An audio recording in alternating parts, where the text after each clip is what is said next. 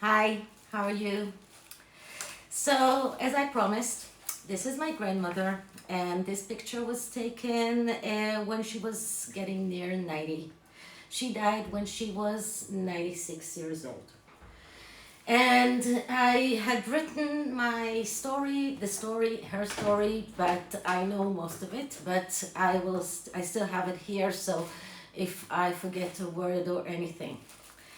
So my grandmother was born in Hungary to a family who lived in Hungary for many, many years.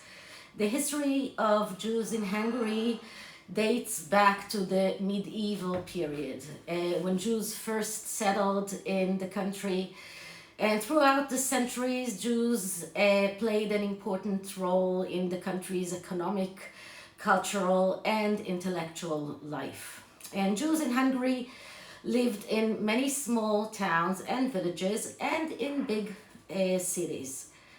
Up until the First World War, Hungary was a part of the Austro-Hungary Empire, as was Slovakia and what we know today as the Czech Republic. After the World War, new borders were defined and many families were separated. Part were in Hungary, part were in Slovakia, as was my grandmother's family.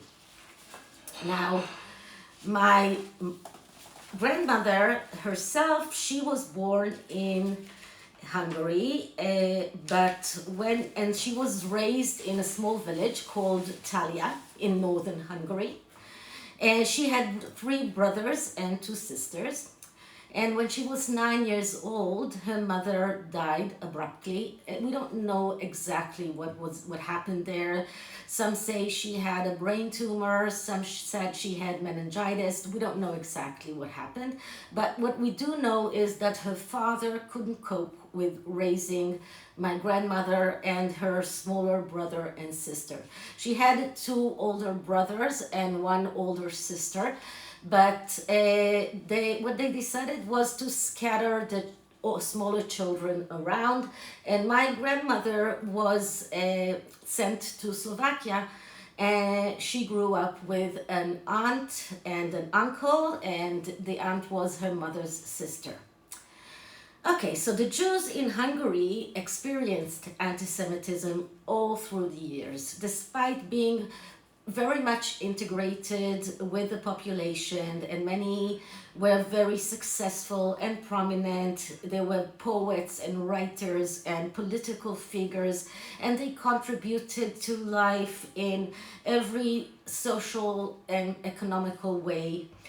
My great uncle, my grandmother's brother, he stayed with the father after the mother died, and he told me about an anti-Semite event that caused my great grandfather to lose everything he owed.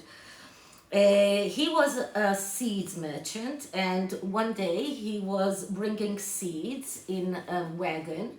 He already sold the seeds, and when he was driving his wagon, he was attacked by hooligans, anti-Semites, and they hit him and they turned the wagon and everything scattered around. Of course, there was no saving the seeds, and everything, the whole content was spilled. And since he already sold the seeds and the owner of the seeds wouldn't accept any compensation, he sued my great-grandfather, and my grandfather had to pay reparation, and it cost him everything he owed. They lost the house, they lost everything they owed. So that was in Hungary. Now, Czechoslovakia at the time was the only real democracy in Eastern Europe, and it was led by Tomáš Masaryk. And my grandmother grew up there with her uncle and aunt, and she doesn't remember any anti-Semite events, even though she grew up in the Slovakian part of Czechoslovakia that was more anti-Semite. The people were more prone to anti-Semitic feelings, but anti-Semitism wasn't the rule, so it wasn't prominent. In 1939, just before World War II broke up, Hitler signed a contract with the British Prime Minister, Chamberlain, in which both Britain and France agreed that Germany would take control over Sudetenland that belonged to Czechoslovakia. Sudetenland was a small part of land in the part of Czechoslovakia that bordered Germany, and it had a mixed population. Part of the population was German origin, and Hitler stated that the Germans there are not receiving their rights. And he was very adamant that he wanted the Sudetenland. Chamberlain and the French didn't want another world war. So they agreed, without asking the Czechoslovakian, they agreed to let Hitler get the Sudetenland. But for Hitler, it was just a reason to go into Czechoslovakia. And when he entered Czechoslovakia, he went into whole of Czechoslovakia, and he put the German rule over the whole of Czechoslovakia, and he ripped Czechoslovakia apart. And the Slovakian part was, the Slovakian got to create a state. It was called, wait a minute, I have it written. It was called a client state of Nazi Germany, and the ruler was a priest called Tiso, and they were fascists, and their party was the Hlinka party, and their national guards were the Hlinka guards. And today in Slovakia, the Hlinka guards are prominated as the ones who contributed to Slovakian independence just today. They forgot about the fascist past of the Hlinka guards. And the Hlinka guards were just like the SS. And okay, so that was in Slovakia. So my grandmother, who lived in Slovakia at the time, so she had to live under Nazi rule from 1939, actually. And because it was a client state under Nazi rule, the Nazi rules for Jews entered in Slovakia from the beginning of the Slovakian independent state. So that means from the beginning of 1940. And in Hungary, on the other hand, Hungary received part of the greater Czechoslovakia land, and in return they signed a contract with Germany, with Nazi Germany, to be an ally and to send forces, for example, military forces to fight in the war in Poland and in Russia. So the Jews in Hungary, although it was an anti-Semitic country, they were not under Nazi rule. They were not treated with silk gloves, okay? So they were not living comfortably. Their business were taken. They had to give away a lot of their valuables, furs, gold jewelry, cars, everything that they had that was considered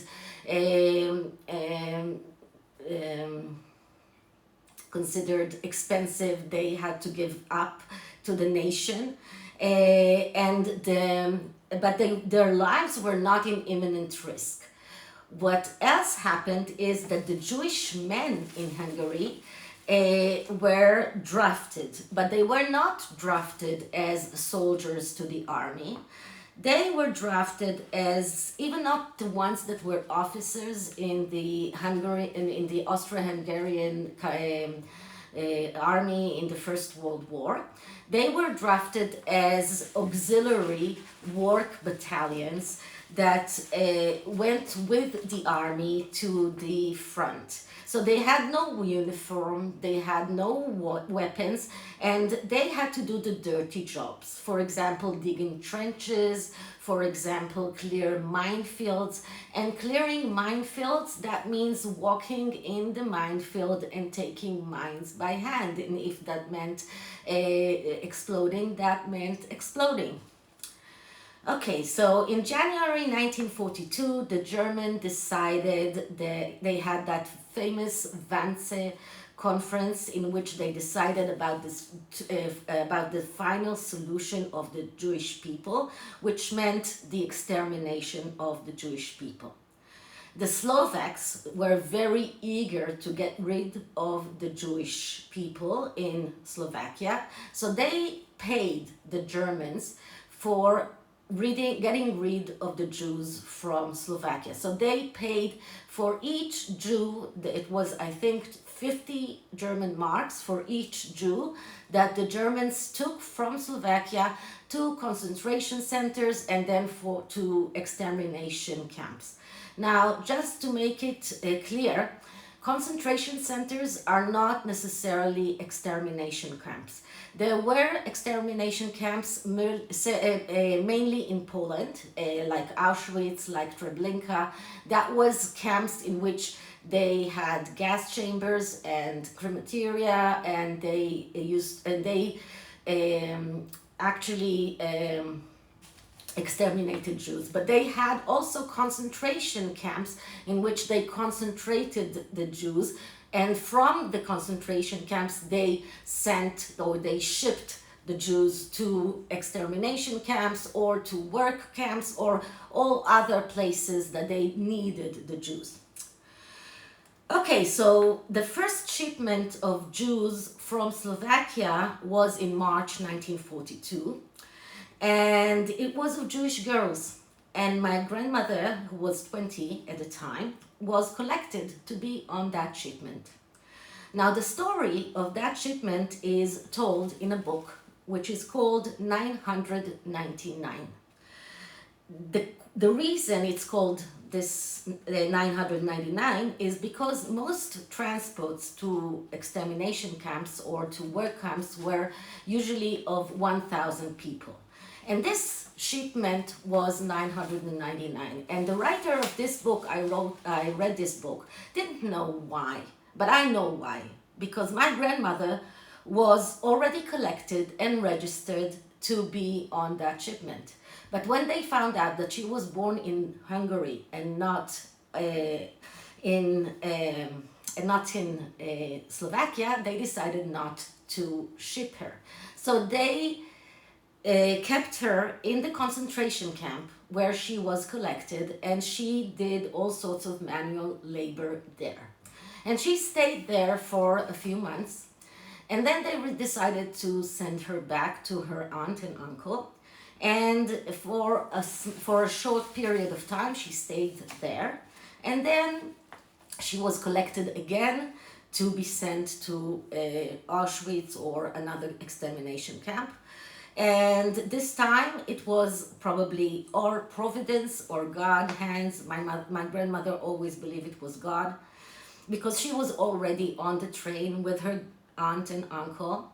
And then there was a call for anyone who wants to fill water in a bottle. They can get off the train and fill the bottle with water. And she had a bottle, empty bottle in her hand, so she went to fill the bottle with water. And when she was on her way back to the train, two Jewish policemen just came and took her out of the train station and told her, go away and don't come back and stay away. So she went away and she didn't know where to go. So she started, going around, and she told me she had only her dress on her body and a water bottle in her hand, and she didn't know what to do. So she wandered around and she saw the Jewish office, the DEWTAROT. So the people there, they were amazed to see her, but quickly they found a solution, and they decided to hide her in a well that was in a farm that belonged to a family who had Jewish origin, and they were willing to help, and they hid her in that well. So it was summertime and it wasn't cold, but still she was there day and night, and every night the family would come and drop in a bucket of food and take out the bucket of whatever she had there. And she lost count of time. She doesn't know she didn't know to tell me how long she was there, but after a while people started talking, and the commander of the police at that village came to that family and said to them, I know that something is happening here, maybe I can help. Tell me, if you tell me the secret, maybe I can help. So they decided that they have nothing to lose, and they told him, and they brought my grandmother. She was so weak she could hardly walk, and he decided to help her. She doesn't know up until today exactly why. And he brought clothes of a peasant and a bucket of milk, and he contacted 2 smugglers, and they smuggled her across the border to Hungary. And there she met with her father and her grandparents, her 2 sisters, and one of her brothers, the one who managed to escape from his work battalion. The other one went to his work battalion and never came back, and another one apparently died from appendicitis years before. So she stayed with her father and the rest of the family in that small village in Italia, and as time went by, they realized it's going to be very hard to keep her there, because it was a very small place where everyone knew everyone, and she had no papers. So they decided to send her to Budapest, because in Budapest it's a big city, so it's easier to mingle and to disappear. And when she arrived in Budapest, she had to find work, and she needed papers. Now, she had a great aunt there, and she first stayed with the great aunt, and she already knew my grandfather. My grandfather was a Slovak, and he crossed the border before my grandmother was collected the first time. He worked for the resistance, and he managed to get my grandmother a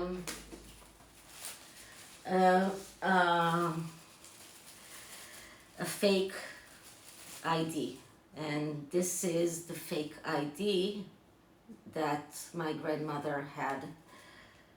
So this is her picture, and this is the fake ID. This is how it looks.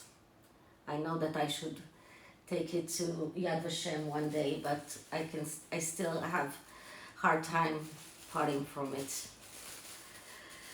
So with the fake ID, she found work in a factory, and she found a room in an apartment with a woman that apart from renting rooms, she used to extradite Jews to Germans in order to for money, for furs, for diamonds, for pearls, for everything. She used to date German officers, and she used to tell my grandmother, Georgi, if you know about someone, about any Jew, my grandmother's name was Magda, but her name on this ID was Georgi, and she used to tell her, Georgi, if you know about Jews that are hiding, just tell me, I will split the money with you. So this is how she managed to go through that time. Now, in 1940, until March 1944, Hungary was still independent and the Jews were still fairly safe. The ruler, his name was Horthy, although he himself was an anti-Semite, he refused Hitler recurrent demands to give away the Jews. Moreover, in 1944, he also saw that the war wasn't going towards the German side, and he wanted to sign a treaty with the Allies. But when Hitler realized that, he immediately invaded Hungary. And at the top of the soldier who entered Hungary was Adolf Eichmann, the architect of the Holocaust.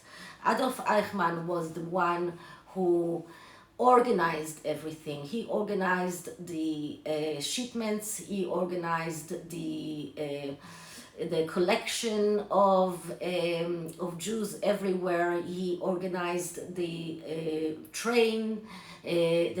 He had subordinates that he sent all over Europe, and they would collect the Jews in every place that they went, and they would collect them in concentration centers, just like what I told you, and there they would ship them on shipments, 1,000 on a train to Auschwitz or Majdanek or Sobibor or every other extermination camp that there was in Poland. And Eichmann was the architect of all of this, but in Hungary it was imperative for him to be there, to be the one who organizes that, because he didn't have a lot of people. He had merely 190 SS people, SS soldiers under his command. So he had to rely on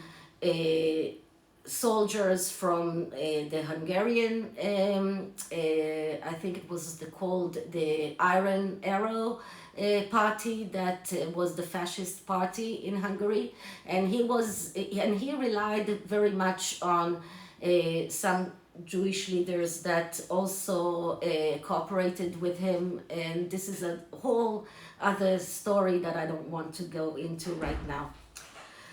Okay, so, but if I have one consolation, is that he was captured and he was brought to justice.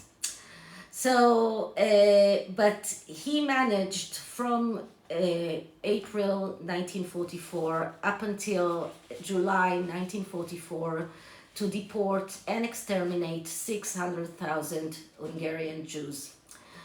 And the deportation stopped only because, first of all, there was immense international pressure after the world learned about Auschwitz, and after the train tracks were demolished, were bombed, and the only Jews who stayed in Hungary were the Jews who lived in Budapest. So my grandmother's family, who still lived in that small village in Italia, were all deported, and only one sister, her youngest sister, returned from Auschwitz. Everyone else were perished. The brother who managed to escape the work battalion also survived. My grandfather's family from Slovakia, they all perished. So he stayed. He was the only survivor from his family. So this is the story of my family history and a little bit about the history of the Holocaust in Hungary. And I hope that it was enlightening, and I hope that that it will never happen again. And I especially hope that the perpetrators will never be Jewish. And I have to say that today I cannot be certain that it will never happen again, and I cannot be certain that Jews will never do that to other people. And I'm saying that with deep, deep, deep sorrow. It's very hard for me to say that. And I do hope that we will succeed and save our country and our democracy. So this is it for today, and I'll see you in the next one. Bye.